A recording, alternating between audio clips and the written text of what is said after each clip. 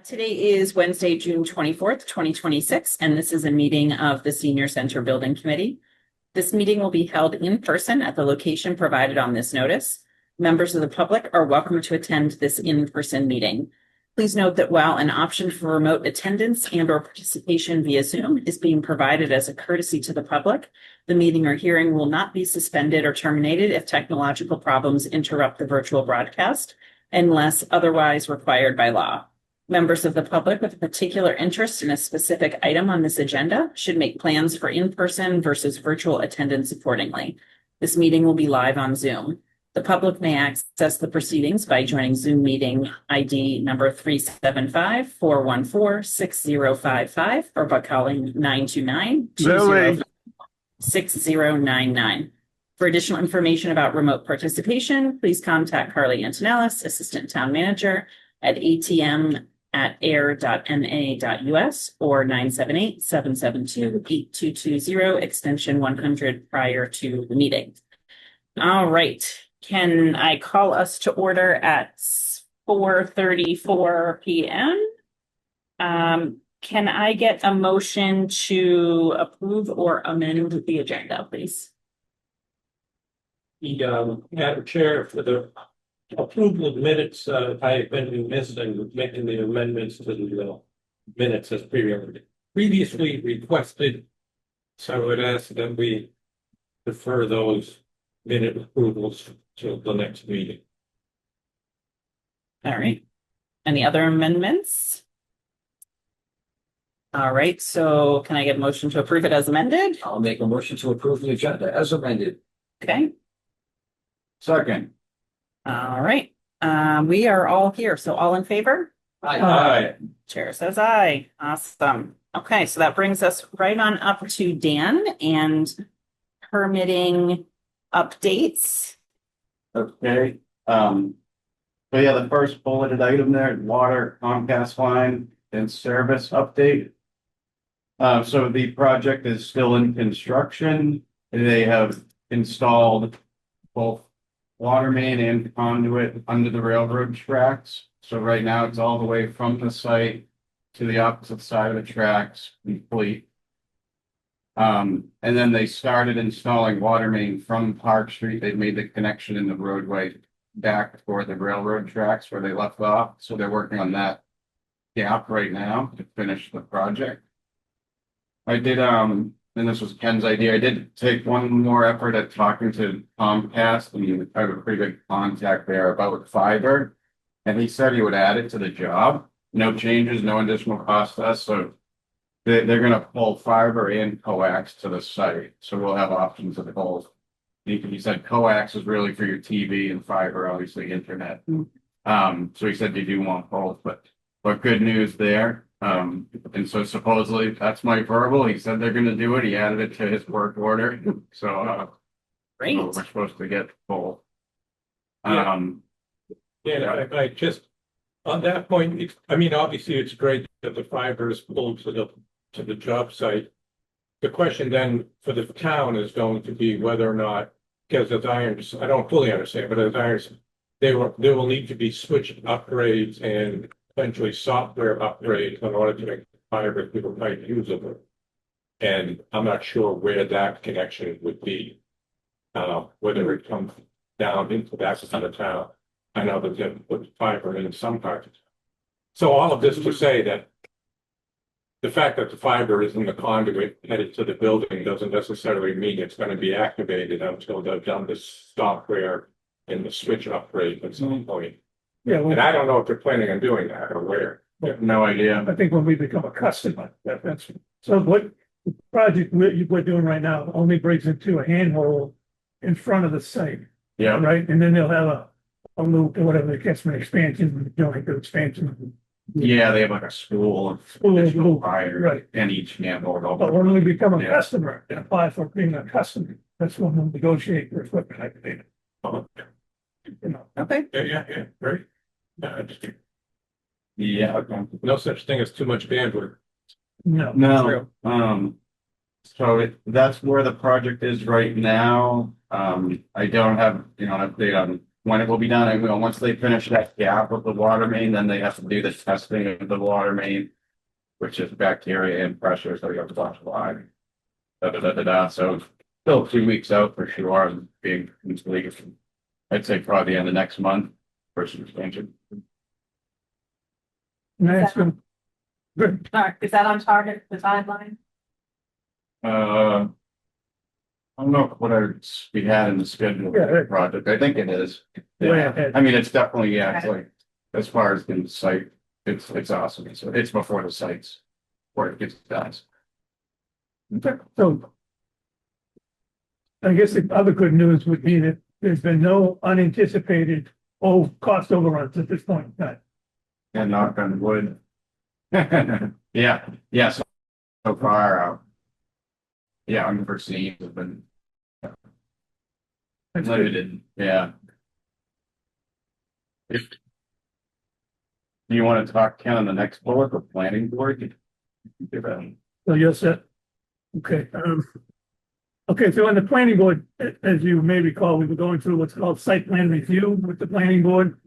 And we anticipated it would take 3 meetings, and that's what ended up happening. The issue that came up during the presentation, there were 2 or 3 issues that came up. The primary issue that came up was a question about the traffic at the intersection, if it came down to Bishop Road, whether the the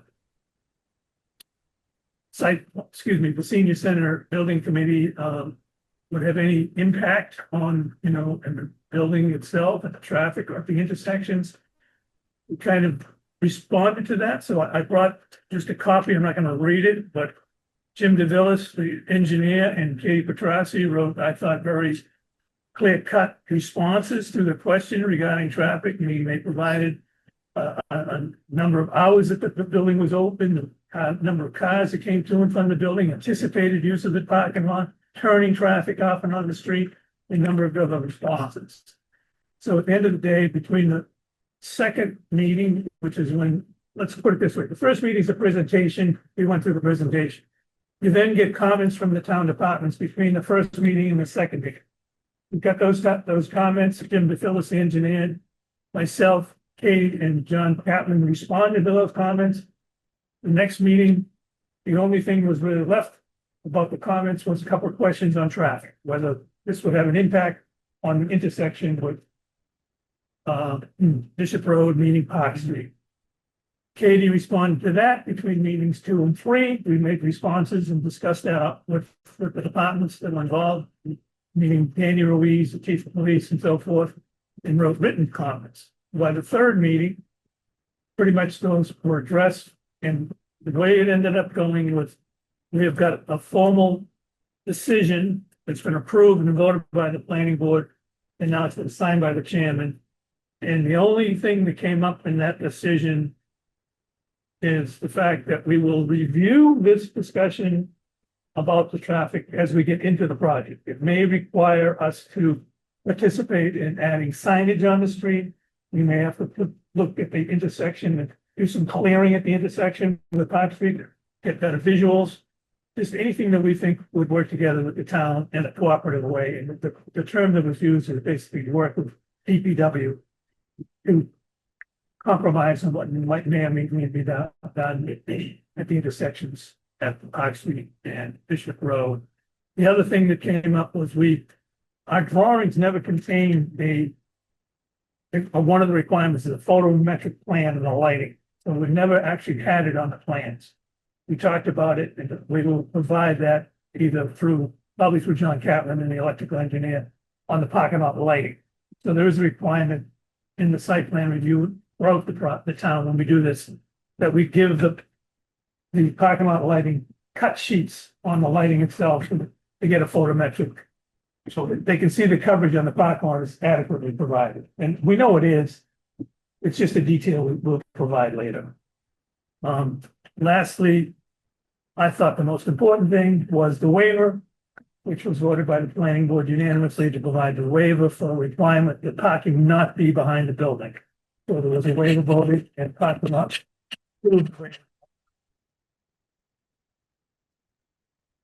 Second part of the site plan process includes the issuance of a major stormwater management permit. So there's a simultaneous permit for stormwater management that goes with the site plan. That was a really good set of documents provided by John's engineer, Jim DeVillis. So there was literally no question about that. The DPW looked at it, and meaning to the big town engineer. Other people looked at it, and that was just a done deal. So design of the entirety of the site with the drainage system, the retention pond, septic system, location of the parking lots, the striping, you name it, it's a done deal. Where is the retention pond? So as you drive in, it's on the front, on the right. Where the brush dump is now, or just to the right? Well, it's on our lot. No, I know. Yeah, it's on that side, Okay. within the perimeter of our lot. Okay. So just to drop back, so the lot, as we may recall, we broke the lot off. The lot was done through an approval not required, site plan, and that has been, if I hadn't said it before, that was signed by the planning board and recorded at the registry. So the lot was, I'm just reviewing it again, broken off. The size of the lot is fixed now with the site plan, so it all matches up. Site plan matched exactly the dimensions of the lot. Things about the site plan, which we didn't get into here, but there were requirements in the site plan, and within the town, for instance, was an open space requirement of over 50%. So we had a 58% open space that we attained on the site. So within the site plan drawings, there's a table that shows you that how we complied with zoning on each of these points. And so we had the right amount of open space as required. We had obviously the drainage work. There was a question on the septic system that came up with the planning board.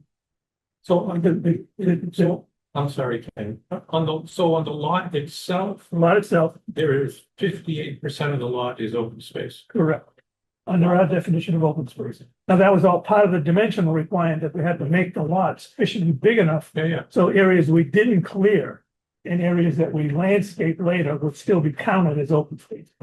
So there was a lot of mathematics in that, which we didn't drag it through this committee, but there was a lot of work in developing that to double check those figures. So lastly, one of the questions that came up to the planning board, which was there, but not easy to see, was when you develop an on-site septic system, you have to have a spare for the septic system. So we had it, but it was very small print and it was a dotted line around it. So the engineer, and we did testing for both the location of the primary on-site septic and the future spare. So that's covered on the site plan as well. So everything is done. The landscaping plan was updated. I don't know if you saw the last landscaping plan. I did not. So we have a lot of landscaping, we have a lot of plantings, we have screening that was brought up, so it's screened from outside properties. And it's a done deal, so. I did notice that what's on the planning board website now for a closed or completed application is different than what was on it before. And I can't, The application of the decision. The application should be changed.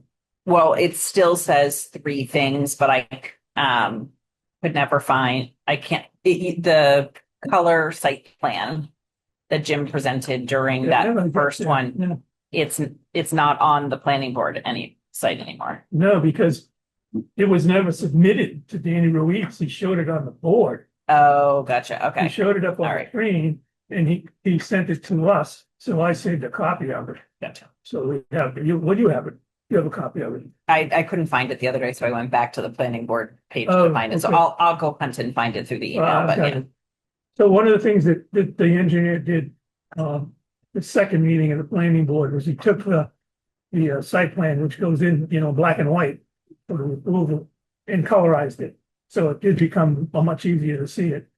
And we thought that was a pretty good, visual of the project. So we're in good shape there. So just a reminder to the OPM that these documents will become part of the general contractor's responsibility, and we'll get them to you guys so that you have the copies of them and whatnot for later on for distribution. Because there are general conditions in there and there are that correspond to how they're supposed to work on the site and whatnot. So I'll make that available to you guys. Understood. Thank you, Ken. You're welcome. Well done. Thank you. All right. So the other, just one final comment, but this leads into Dan. There were a few questions that came up from the public, and you guys didn't attend the meeting, so there was one particular set of questions that involved the possibility of saving more in the way of foliage. And as you know, the site pretty much gets fully developed. So the engineer did point out orally to that question. Now, I couldn't answer any questions, as you know, because I'm on the planning board. So the questions who came in from the public needed to be addressed by John Catlin or his representative, Jim DeVillis. A member of the planning board can't answer for the committee.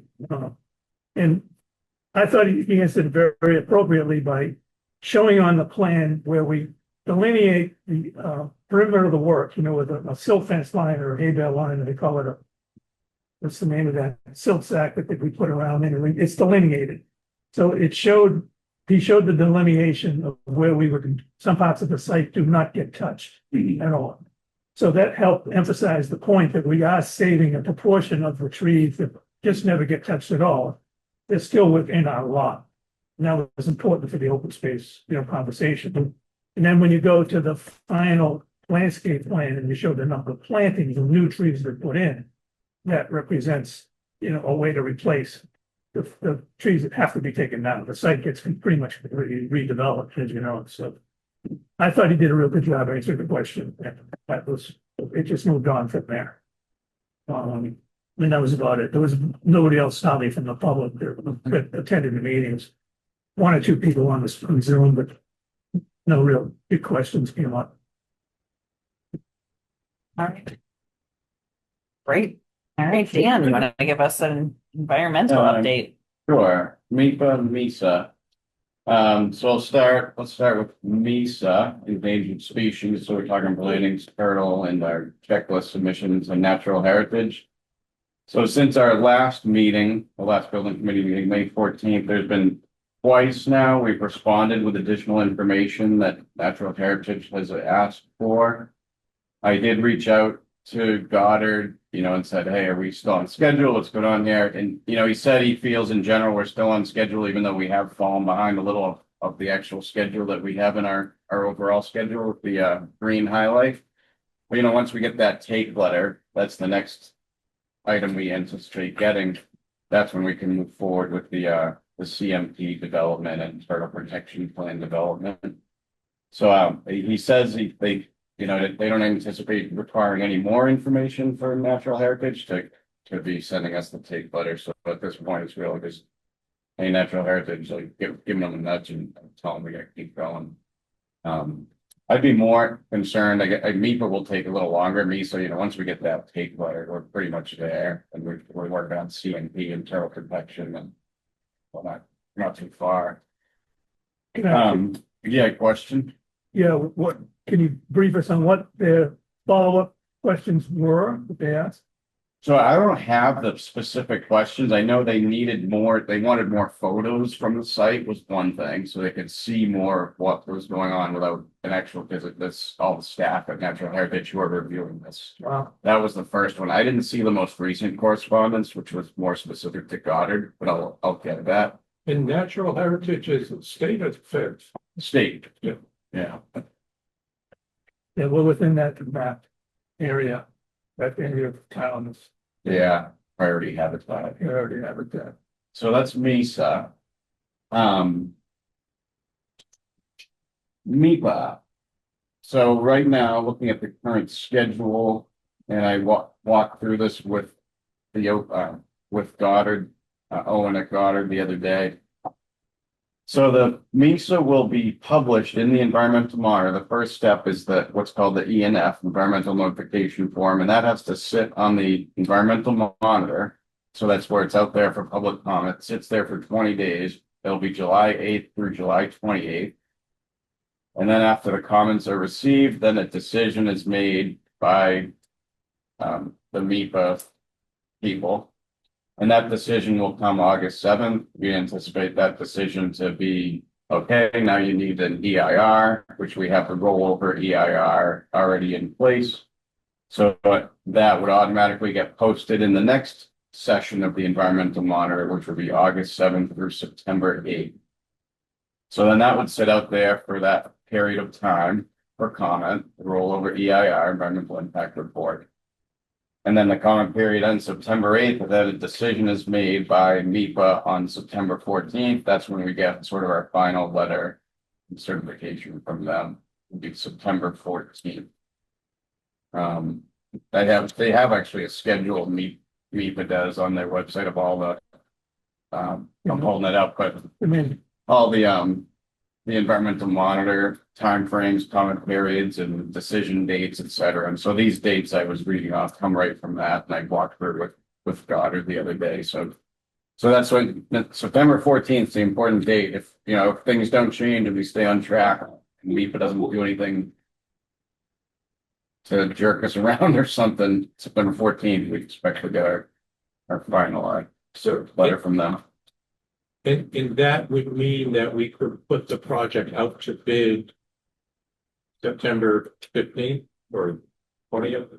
You could, we might put it up before. yeah, you Not could a start lot. bidding before. I think, I think we've talked about threading that needle before. If you can start bidding before.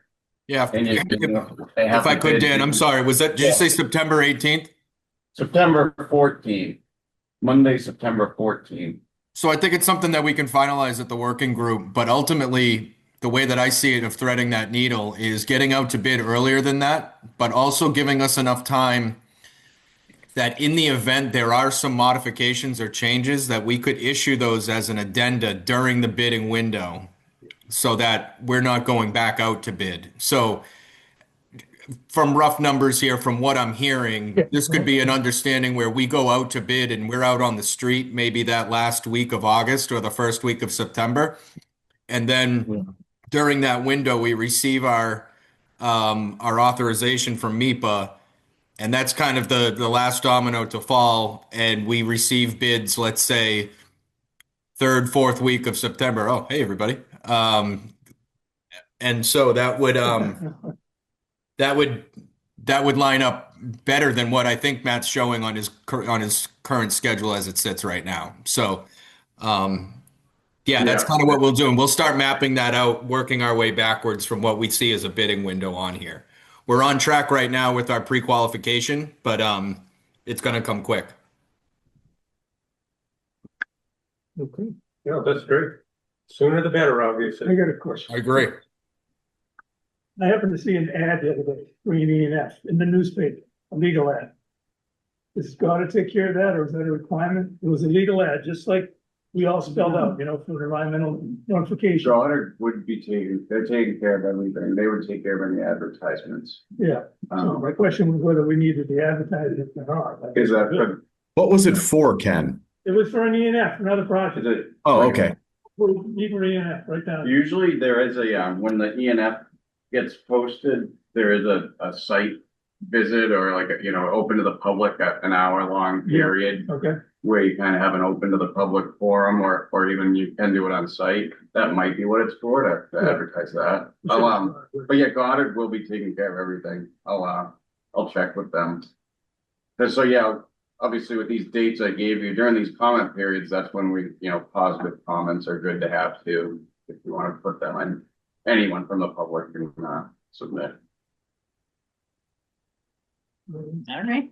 that's when we want to get a letter from each of us, state rep from Yeah. state center. Yeah. That's great. And then, and they already have the letter from Mass Development. Yeah, right? they're So that including might, that in this. And that's the submittal for both MEPA and MISA That letter, from Mass Development. they definitely have it in the MEPA submittal. I don't know if I don't know if there's a spot for them there, but MEPA is where we really need it. Sure. Yeah. Re-uploaded, right? Is there a place that, when it goes on the environmental monitor, I don't know if we can get into it, the public may not be able to get into that, right? We need to have a key, you can get into it To view documents? Yeah. Oh, no, anyone from the public. Anyone can view? You have to like Google it. It's kind of hard to, And I you know, was on Meet's before. website and you go in, then you click on a project and they'll have Oh, okay. documents for every project. So we'll be able to see our documents is what I'm getting at. Yeah. That were submitted by Godwin Yeah, on that. That's what I'm curious about. yeah. Okay, thanks. We can all log in and be like, I'm really excited about this project. Yeah. Please act quickly. Well, you go down to the library and then so it's coming from a different IP address. Then they'll be like, wait a minute, there's too many comments. It's outside the norm. Something's wrong. All right, anything else for the environmental permitting? So, Thanks, Dan. Yes, thank you. you're welcome. Okay, so in terms of grants and fundraising, no word yet. I put this on hoping that, you know, maybe possibly we would have heard something about CDBG, but I think it's gonna be next month for sure, Mhm. when we hear. And then the municipal, it feels like we haven't had a meeting in forever, but 5 weeks. our, 5 weeks. 5 weeks, yeah. So the municipal ADA grant was submitted. I can't remember if I said that at our last meeting or not. That was for 244,000 towards the elevator. So hopefully that one had a shorter time frame. So hopefully we'll hear back on both of those grants in the next month or two. And what entity decides on the municipal ADA grant? It's I think this is the State Disabilities Commission. It's Massachusetts. Yeah, it's the state of Massachusetts. Right, but the Yeah. Disability Commission, I think Okay. so.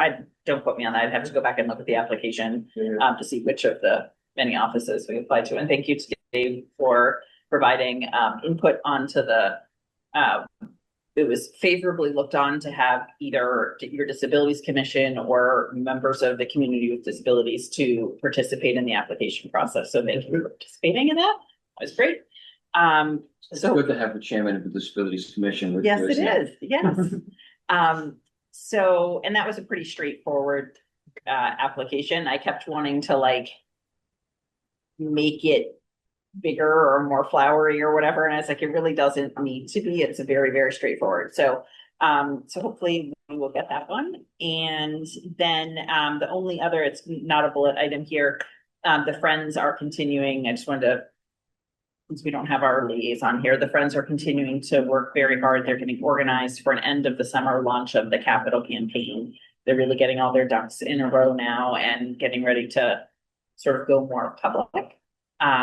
And they're like over 20% of the way to their goal now, and they really haven't even started yet. So I'm feeling hopeful, you know, so that is good. But there's been a good amount of interest. Yeah. You know, people are expressing interest, pledging for rooms already and doing small donations. And there's been a couple small fundraiser events that have brought in some startup money for the campaign. So everyone's pretty organized now, so they're all excited to get out, start talking to people.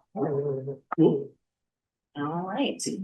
So for design and cost estimates, Dan Arts, do you want to provide any updates there? I saw a new set of drawings yesterday. I can set a little update.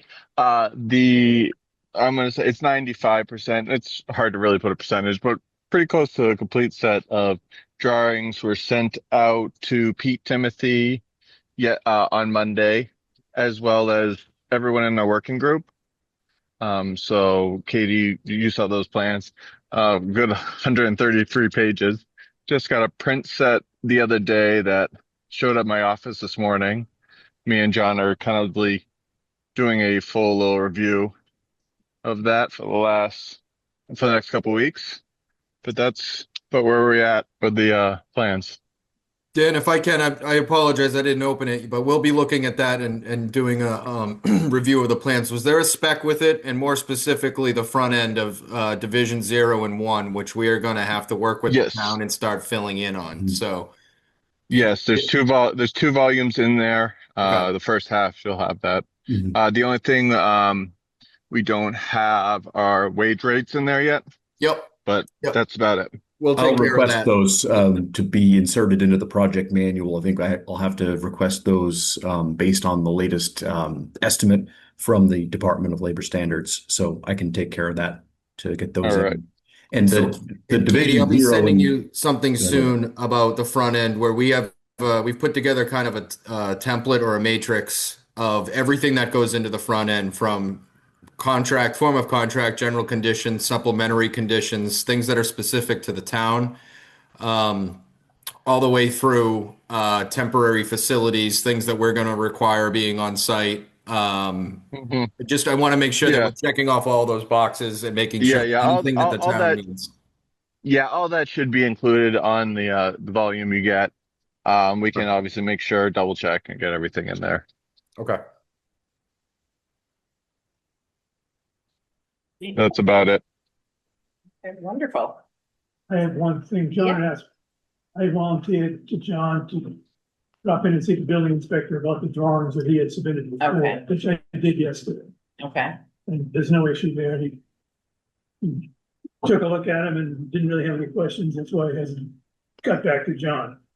I updated him on the fact that we'll be submitting the next set of drawings will be the full set of drawings and final drawing and whatnot. Okay. He just said he's anxious to work with us on it. That's All about it. right. So, can I ask, so Pete Timothy will be giving us a new cost estimate based on these new documents, or? Correct. Yes. He should be getting us in the next coming weeks. Hopefully I'll see it at the end of the month.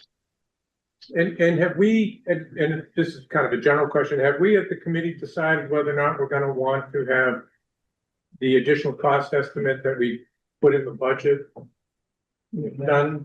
I don't think we had decided that yet. Not yet. So we decided that we were not going to do it at the exact same time, Dennis.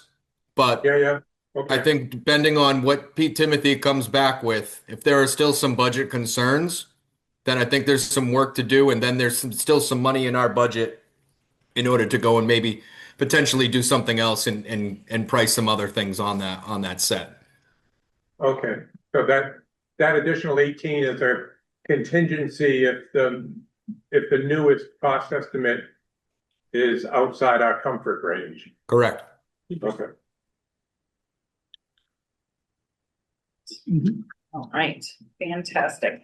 And Dan, you said 2 to 3 weeks, 3 weeks, the end of, I presume you mean the end of July. July. Yes. Sorry. Yeah. I would say actually, no, now that you really say that, he should take a few weeks, 1 or 2 weeks, and then, but we got the holiday in between, so I would add another week in there. But Okay, so. perfect. Okay. I love the time we're making on this meeting. Pre-qualification subcommittee updates.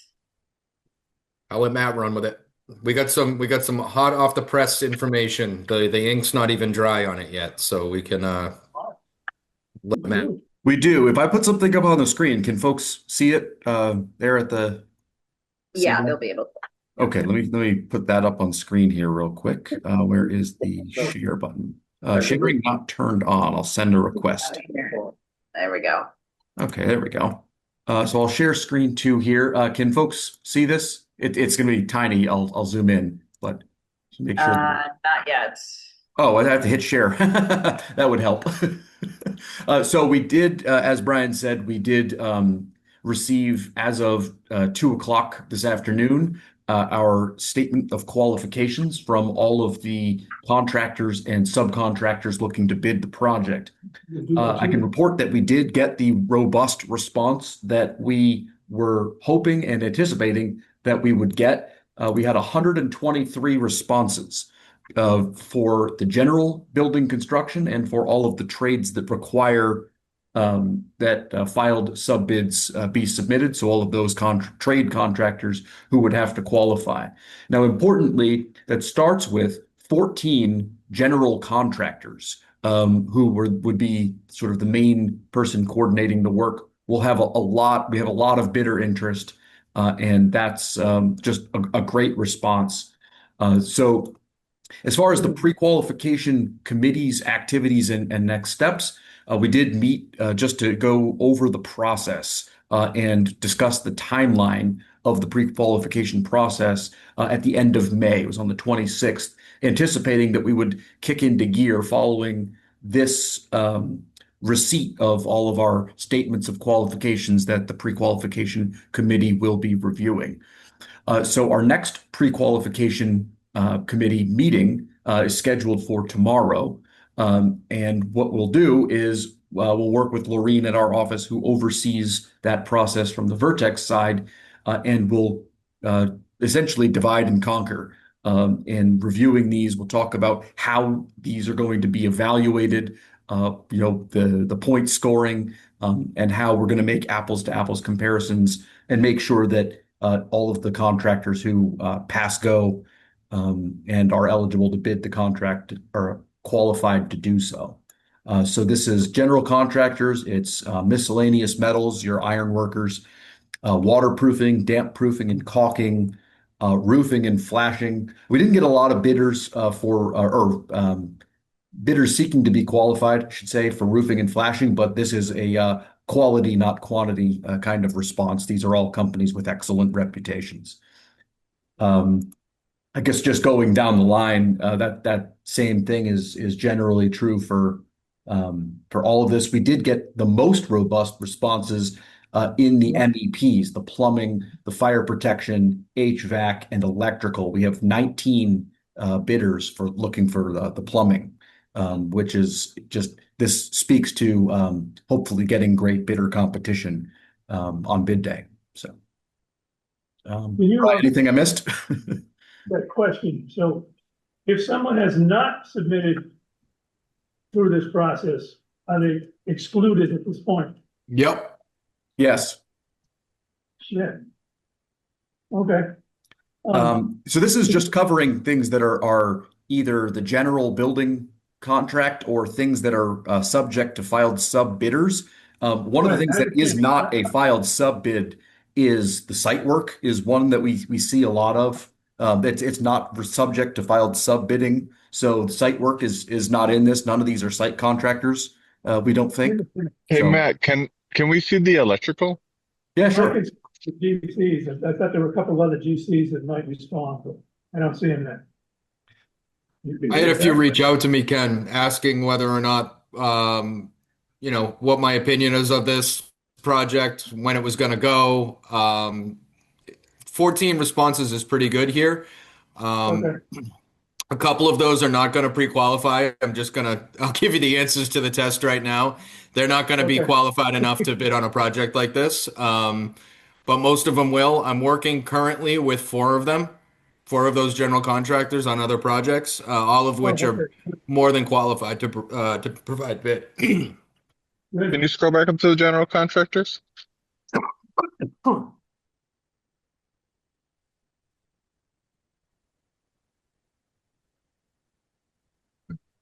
I think Classic did Okay. the parks. Interesting.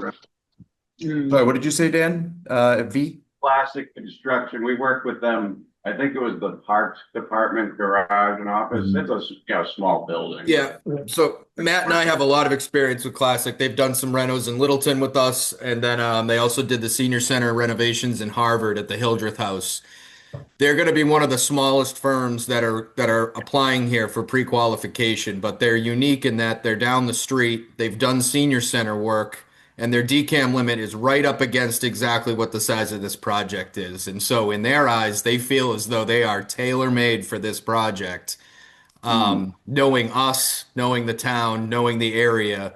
But it's going to be a matter of going through what their capacity is, how much work do they have on the books, and whether or not they can be bonded for this amount of work. And so, I'm only one reference for them. We'll also go through the full pre-qualification effort of looking at other similar projects, making sure that their other references are coming out clean, and then ultimately letting them through the door if that works. But yeah, they're down on Taylor Street in Littleton, is where they're headquartered out of. I remember they were good to work with, but yeah, they were a pretty small firm, so. Okay. Yeah, good dudes.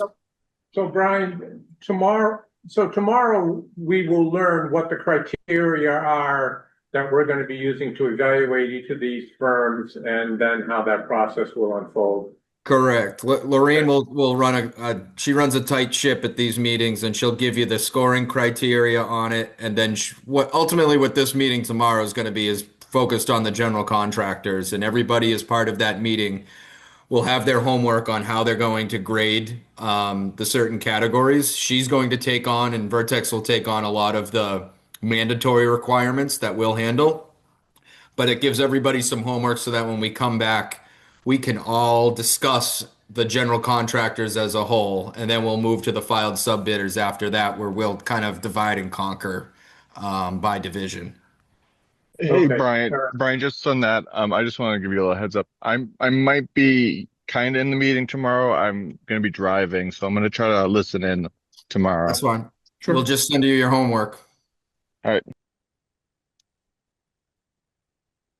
You guys know anything about South Coast at all? A little bit. So they don't do much public work. They built the gas station down the street from my house. They did the one in Ayer as well. And I think they're out of Harvard. There's two South Coast though. There's also one down in Marion. Okay. And so I'm not exactly sure which one this is without opening up their SOQ yet. But there was a meeting with one of my colleagues and the owner of South Coast, and my colleagues had good things to say about him. I think they're just trying to break into this type of work on the public side. One of their supervisors lives right on the same street as me. There you go. I don't know. Probably why he's interested. I don't know. Mm. Could you take a So- look at the mechanical contractors just for a minute and then? Yeah, just the last comment I wanted to say about the GCs here is that while we do have a great response and pre-qual is going to be very important, we also don't want to be so restrictive that the only people that we are allowing to bid on this project are going to be large firms that may not even submit a bid because it's not worth their time on this. So looking at companies like CTA, GNR, J&J, M. O'Connor, some of these projects, like their DCAM capacity can be upwards in over $100 million. And so with a project like this, they always will pull the documents and make sure they get pre-qualified. But when it gets to bid day, they may not put something in because they've got too much on their books already. So that's just part of the process that we'll do during this pre-qual effort. Is there a way to, within the pre-qual process, is there a way to ask them, will you in fact bid on this project? Can you ask them directly or not? Informally, yes. You can, okay. Although that should not weigh on one way or another on whether or not they're pre-qualified to bid on the project, But at the same time, once pre-qual has happened and we're in the bidding window, I've usually had conversations with people saying, "Hey, you putting a bid on this?" Or, what's your thoughts on this one? Are you, because we'd like to know ahead of time if someone's not going to be putting a bid in so that we can be prepared for it. Yeah, right. I mean, we'll see how it plays out, but it would be difficult for us to, let's say pre-qualify 9 of them and then learn that 5 of them aren't going to bid. Correct. So, all right, but I guess more to come on that tomorrow. Good question. Yep. Somebody wanted to look at the HVAC contractors? Yeah, me. Yeah. He's curious, yeah. This is a pretty representative list of the who's who of who you see on public HVAC contracts in Massachusetts. But one of them resides in Ayer. That's why I was curious. Was that? One resides in Ayer. That's why I was curious. Oh, okay. Yeah, And and again, it's not just a long list. It's a list that has some quality contractors on it. KMD Mechanical here was my first 100 on a DCAM evaluation. The project in Southborough a couple of years ago. So that's good. The depth of the HVAC and electricals were really critical because those are the big Yep. numbers. Absolutely, that's really encouraging. All right, fantastic. Well, lots of work to get started tomorrow. Yep. Both of you are part of that, right? Yep. Yep. All right. So thank you, Matt, for sharing that. Oh, and I'll send this out to the committee just for reference, Okay. following this meeting. Fantastic. Yep. All right. So I think that brings us to the vendor invoice packet. Everyone should have received that in advance and then has a paper copy here. And then we also received, and I guess I didn't receive it. Do you want one? Oh, You're yeah, not, I was gonna say you're not, you sat down in a seat that didn't have a packet at it. So, and then I believe we also have a police detail to add to this. So I thought the revised, because this is the revised one. Yeah, this is May 31st marked as revised. Was there a second official revision to it? Because I feel like the police detail, So what, if I'm correct, Yeah. the police details coming up to today rather than the end of the month. Everything else there is the end of last month, right? And there were only two. Totaling just over $1,000. No, but she. Right, what so she's saying there- is we got a revision today. we received a revision Whether we want today. to take that, or do we want to leave it as the end of the month? I'm sure you get that big head start at home. So I guess the question is, what happens? I don't think we can amend this from the floor, Well, but if we don't, my concern is that it says financial period ending May 31st. So yeah, if but we- these are dated for May 7th. Hang on, let me share the screen here. Well, okay. Unless you know what you think. So, So this just came in and I apologize, I'm putting it up here because I don't have it in the packet because it wasn't in the packet. So, those who highlighted like this. so these say That's what I had. May 7th, May You said 8th, Something different. That's weird. May 11th. The 12th. 13th, I 14th, don't know why she did this. 15, Ah, 18, That's what I have. 19. Okay, so do we have any idea why? So you didn't, so Dan, is, because this is a DPW invoice, right? And it includes what was supposed to be the 21st through the 4th, or through 6/4. But these are before 5/21. Something's not right. Because I thought we had already paid. Yeah, what we have on the screen, what's the invoice date? 5/20? Yeah. So this was forwarded to me today Yeah, that's not the right. and it says 6/24 meeting to So approve. this is what was approved before. That's what I thought we had. So, when I signed this today, we submitted our article. I don't know why this is older.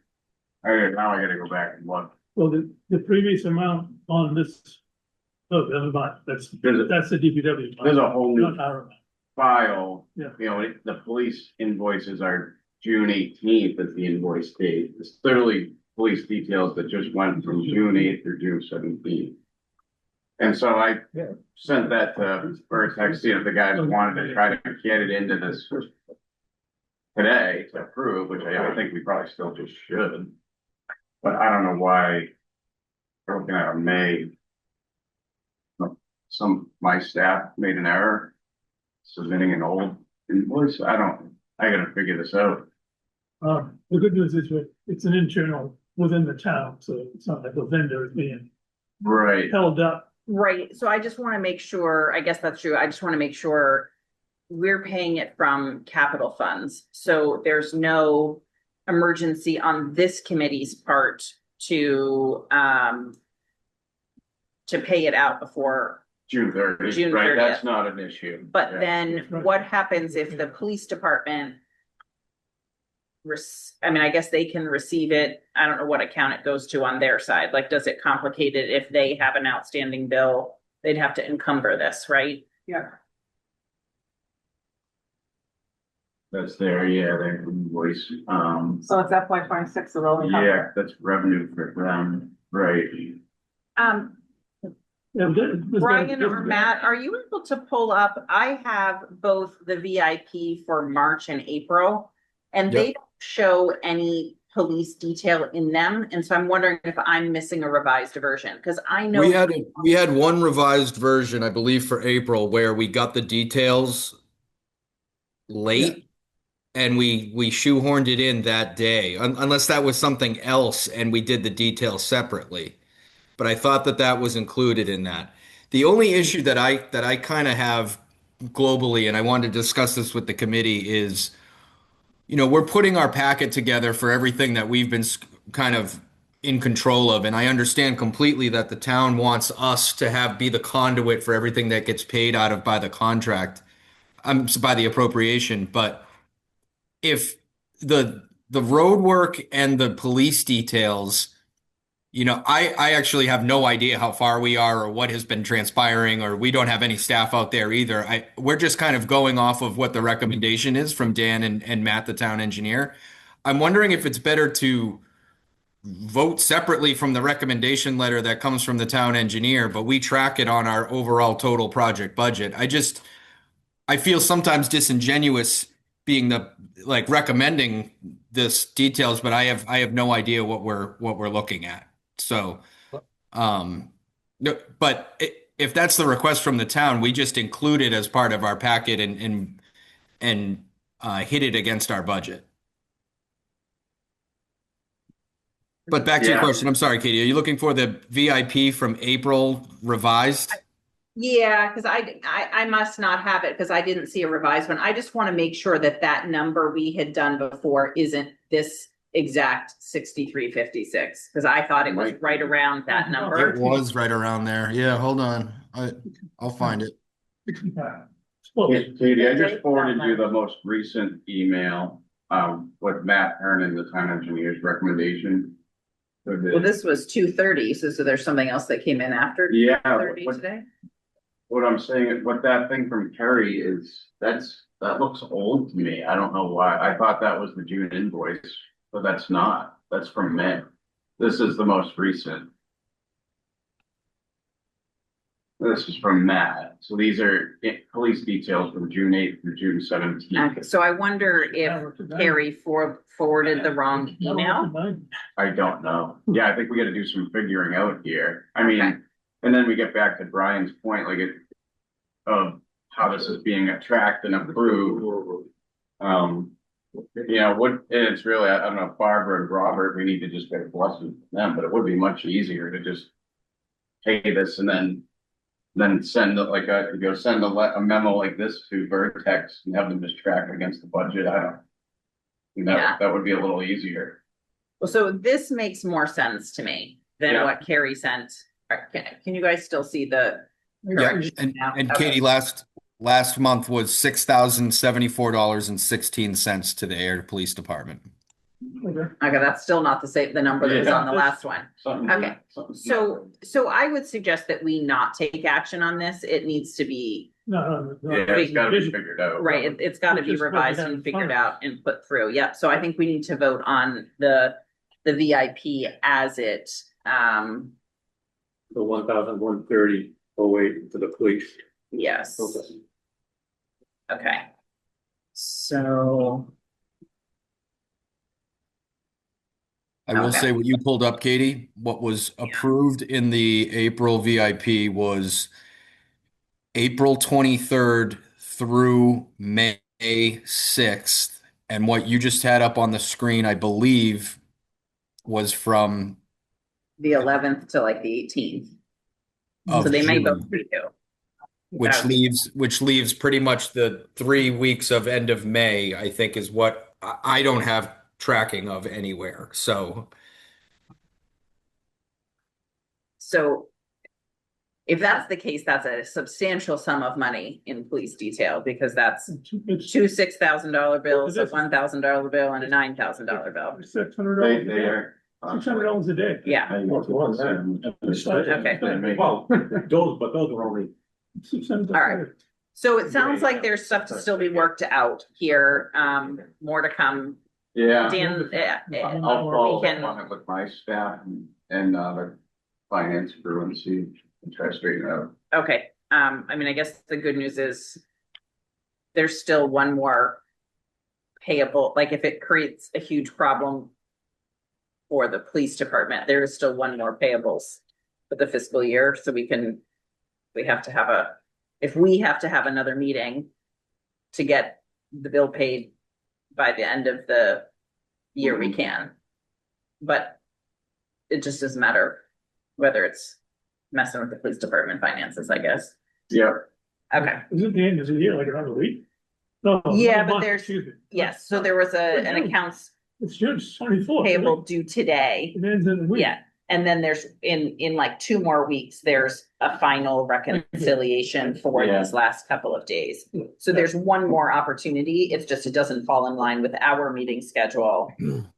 So I think this should either be resolved in the July meeting, or if it needs to be resolved before then for the police department finances, then we're gonna just maybe have a single agenda item. But they should have been covered because services were in FY 26. Right, I guess that's, True. there's more follow-up that's needed. Yeah. Either it needs to be encumbered or we need to have another meeting. Yeah. So either way, we'll sort it out. Or can we make a motion to pay a certain amount so that instead of having to wait, we only pay part of the.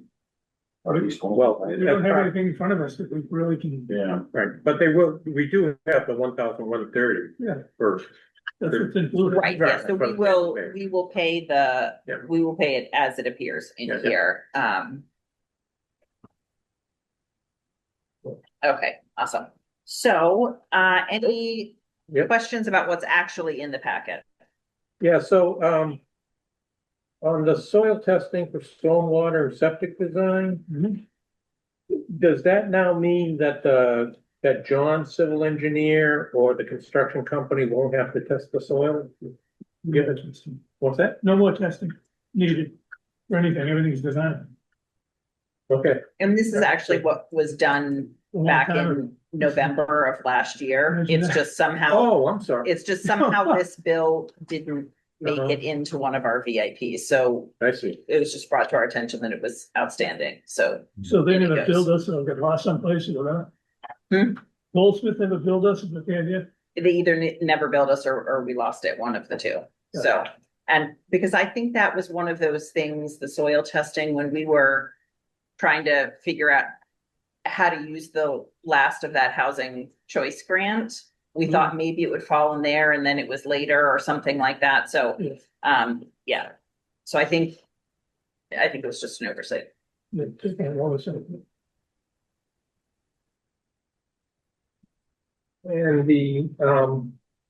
And Brian, or Matt, could you refresh my memory, the reimbursables, there's 10 grand remaining. And what's that money set aside for, or what might be the anticipated uses of that money? On our contract? Yeah, Yeah, the 10,000, which is right above the 18,000 for the cost estimate. Yep. So examples of what we will use those reimbursables for will be the charges that we'll receive from Project Dog for pre-qualification and bidding services. Those are all going to come at about $1,500 in order to use their service and their platform. Those will be hit on the reimbursables. Also, we'll review Catlin's contract, but they're probably going to own some printed copies to you at the end of the day after bidding. We will also need some printed copies that we will have sent to the site for our site manager and for the people that will be residing on site. Miscellaneous printing, anything that's outside the contract that's going to be very small that we pick up as part of our bidding and design effort. I see, okay, all right, thanks for that. And on the last page, the funding sources report, the funding spent in quotation marks to date. Forgive my ignorance of accounting practice, but what does the quotation marks from around spent mean? I'm assuming that there's a inside understanding of what that Means it's spent money. I will not pretend to be an accountant either. So, but if no, it's in quotation marks. Was there's some I'm sorry, do we know what page that's on? it's the funding sources report, page 13. Also, There we go. curious why they put it in parentheses. Why they Thank you, put the Katie. spent around what constitutes something being spent? Yeah, it's a credit. What's that? It looks like it's a credit. What line are we looking at here? The heading, Why does the word spent have quotation marks in it? I guess is that the question? that's the question. Why doesn't it just say spent? There's no quotation marks. I'm not looking at the same thing. you're looking I at. think it's the next page, Katie. Okay, sorry. So right there, what you have as funding spent to date. So ultimately, how much of that bucket has been spent? We'll remove the quotes. I have no idea, to answer your question, why there's quotes on that. So Okay, all right. I thought there was I'll some do. hidden- Sorry about that. Sorry about Yeah. that. Yeah, not sure. It is an irony, somebody made a mistake. And I apologize. I'm just looking at, everybody has 6 pages in front of them and this says it's 16 pages. Yeah, I only have a couple. I printed them He's got all. them all. I printed them all out at home. So you do have your detail here, like as I'm flying through here. Yes, yeah, we got the detail for the May 31st. So that's through the 11. That's for the 1100. Okay. Right. All right. I just wanted to make sure I hadn't. Yep.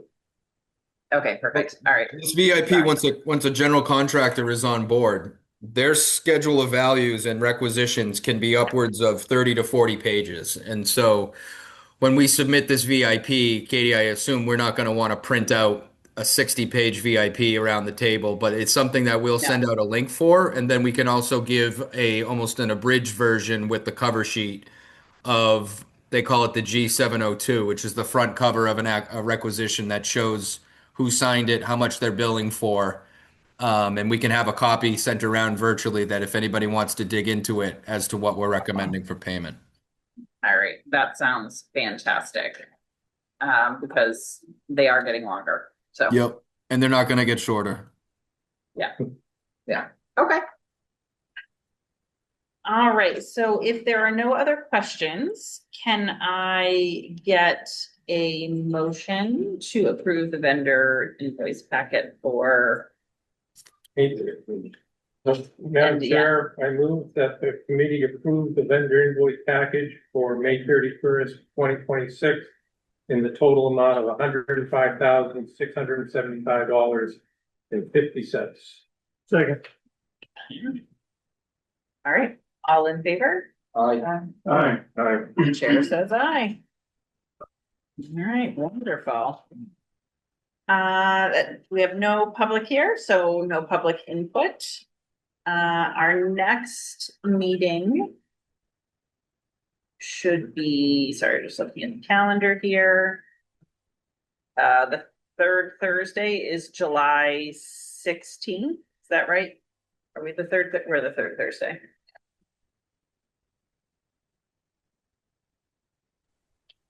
Yeah, that's the All third right. Thursday. Okay. I won't be able to make that meeting, but I will entrust everyone. We can either do it fully virtual or someone else can enjoy the beauties of the owl. We can decide that between now and then. So, what is the word for the person who like an animal handler, like a raptor handler? There's a name for that. If someone else, The Falconeer. the falconer, if someone else would like to be the falconer of the owl, you guys are welcome to meet here. All right. Or we could just say it's not a virtual meeting, it's an in-person only We don't meeting. have to be virtual. We can decide, actually, as a Well- committee, we can decide that. Right, I guess that's true. I mean, we typically have between the OPM and the architect, at least one person joining virtually, but we could choose not to do that. Or we could be all virtual, in which case the owl's not involved. So, It'd be 100%. yeah, so either 100% in person or 100% virtual is the easiest way if I'm not able to make a meeting. All right. Anything else? Besides a motion to adjourn? And this is our fastest meeting, I think, yet. 1 hour. Katie, one quick question. Are we sticking with the 4:30 p.m. time on the 16th? I'm making a calendar invite for our team right now. I think that time works well. Is it still working for you? 4:30? Okay. Yeah, then 4:30 All right, perfect. Thanks. on your side. All virtual. That's fine. You guys, do you want to do all virtual then that day? Ken says no. I don't know, I'll come in person, but. I know how to do the owl, if we want, if we have to use the owl.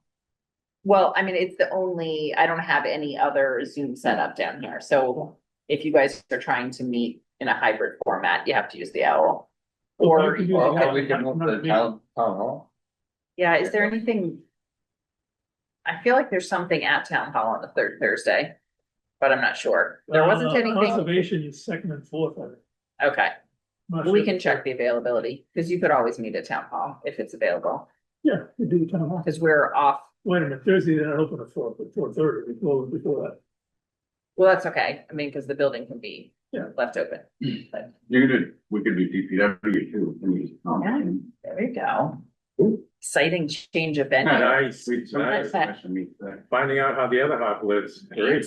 All right, so we will settle that. So definitely the 16th at 4:30, location to be determined. I like the DPW idea.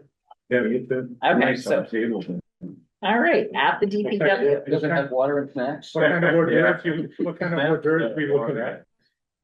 A couple of cases of mountain a couple of cases of Mountain Dew, I suspect. Well, yeah, they have to figure that out. You want My team first. Why don't you just decide it now? Yeah, we've decided, we'll just do it at the DPW. Yeah, we can. Let's just do DPW, Yeah, decide it's yeah. DPW, July 15th. Yeah, we have like, it's like an owl, but it's. Yeah, we're gonna virtual. All right, Good. fantastic. All right. There's nothing else. Can I get a motion to adjourn? Motion to adjourn. Okay. All right, all in favor? All right. Aye. All right, adjourned at 5:40 PM.